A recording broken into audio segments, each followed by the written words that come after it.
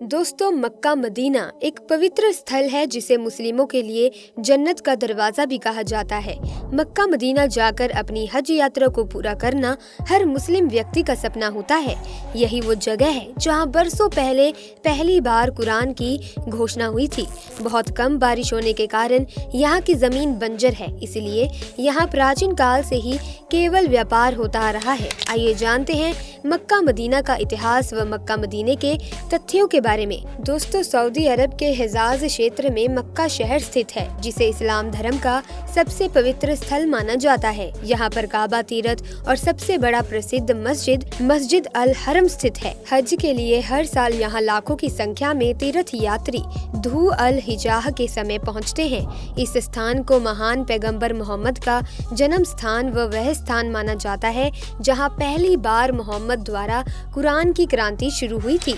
Saudi अरब एक पूरा Islamic देश है जहां पर इस्लाम धर्म को मान्यता दी जाती है। अगर सऊदी अरब में कोई हिंदू गलती से चला गया तो उसे सऊदी अरब में दफनाने तक की जगह नहीं मिलती। यहाँ पर पेट्रोलियम बहुत ही ज्यादा मात्रा में पाया जाता है, इसीलिए ये दुनिया भर के विकसित देशों में से एक है। सऊदी अरब की राजधानी रियाद है और यहाँ की करेंसी रियाल है, लेकिन यहाँ की राजधानी से भी ज्यादा प्रसिद्ध यहाँ के दो शहर हैं। एक है मक्का और दूसरा है मदीना। ये दोनों ही शहर सऊदी अरब में रहने वाले मुस्लिमों के लिए ही नहीं बल्कि पूरी दुनिया में रहने वाले मुसलमानों के लिए बहुत ही ज्यादा खास है। इसी वजह से यहाँ पर हर साल लाखों की संख्या में मुसलमान आते हैं। ये मुसलमानों के लिए तीर्थ स्थल है। जैसे हिंदुओं में 4 धाम की यात्रा करने से जीवन सफल माना जाता है, वैसे ही ठीक उसी तरह इस्लाम धर्म में भी ऐसा माना जाता है कि मक्का मदीना में हज की यात्रा करने वाले मुसलमानों के दुख दर्द मिट जाते हैं। यही वजह है कि हर मुसलमान चाहता है कि वो जिंदगी में कुछ करे या ना करे, लेकिन मरने से पहले हज की यात्रा जरूर करे। इस जगह की महत्वता कितनी है, इसका हिसाब आप इस बात से लगा सकते हैं कि मुस्लिम किसी भी कोने में नमाज क्यों ना पढ़े, ये हमेशा काबा की ओर मुँह करके ही नमाज को पढ़ते हैं।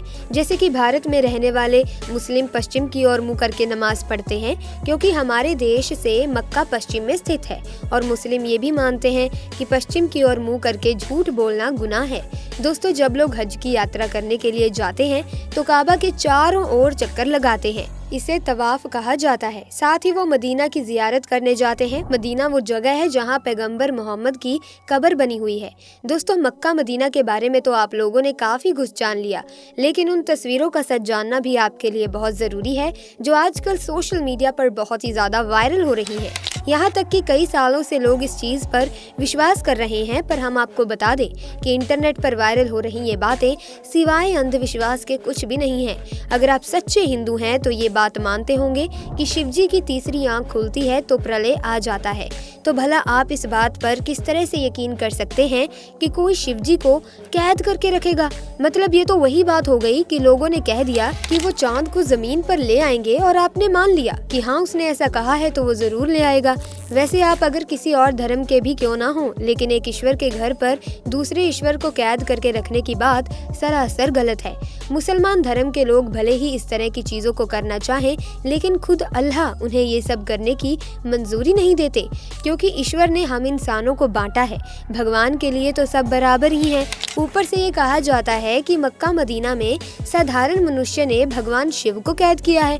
आप खुद ही सोचिए दोस्तों, पूरी दुनिया का विनाश करने वाले भगवान शिव शंकर को भला कैसे कोई किसी चीज में कैद करके रख सकता है?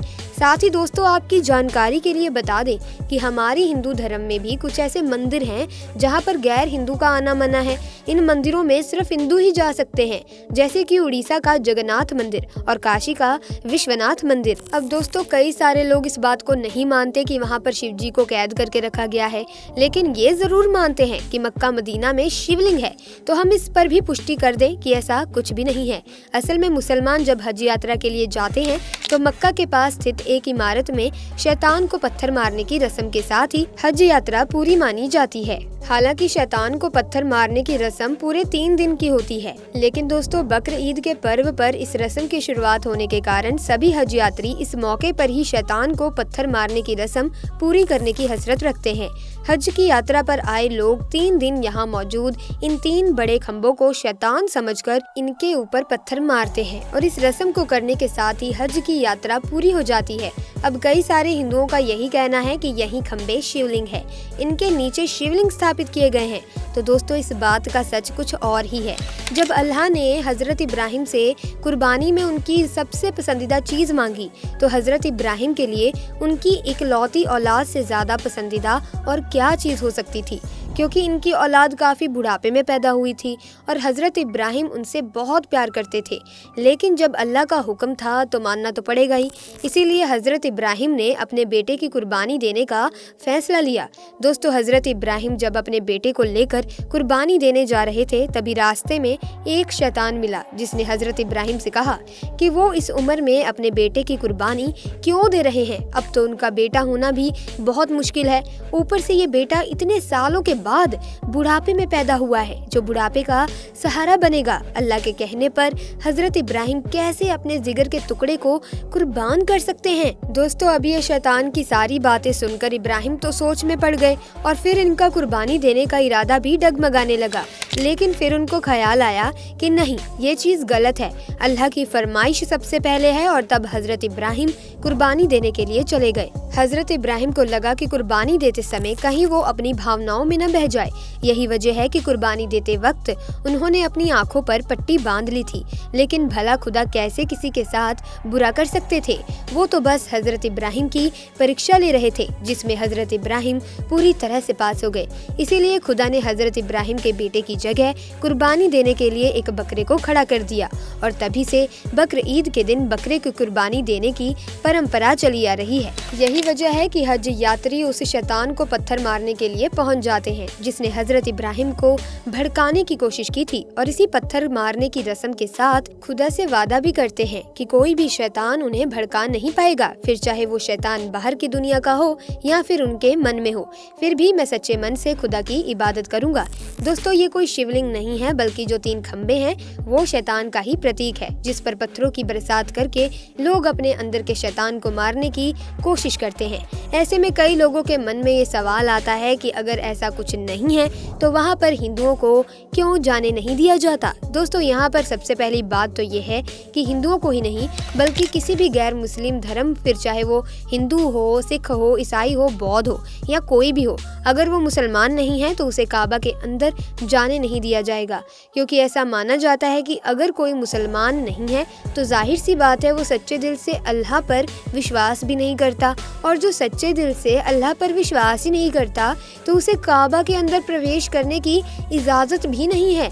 यहाँ सिर्फ उन्हीं लोगों को अंदर आने दिया जाता है जो बिल्कुल पवित्र मन से अल्लाह को अपना मानते हो। अब दोस्तों आप इसे इस तरीके से समझिए कि जैसे आपका घर है और कोई आपकी इज्जत ना करे तो क्या आप उसे अपने घर में आने देंगे? नहीं ना, आप यही चाहेंगे कि जो कोई भी आए कम से कम आपका सम्मान तो करे। और ठीक ऐसा ही है, यहाँ के लोग भी चाहते हैं कि जो कोई भी काबा में प्रवेश करे अल्लाह को सच्चे दिल से माने। उसके लिए दोस्तों सबसे पहले आपको अल्लाह को मानना होगा, बाकी सारी चीजें बाद में। हमें उम्मीद है दोस्तों कि आपको मक्का मदीना से जुड़ी सारी बातें अच्छी तरह से समझ आ गई होंगी। अब आपका इसके बारे में क्या कहना है हमें कमेंट्स में ज़रूर बताएं। साथ ही अगर आपको वीडियो इंटरेस्टिंग लगी तो वीडियो को लाइक करें, शेयर करें, चैनल को सब्सक्राइब करके बेल आइकन को प्रेस कर दें ताकि नए वीडियोस की अपडेट आपको मिलती रहे। आपका बहुत बहुत धन्यवाद।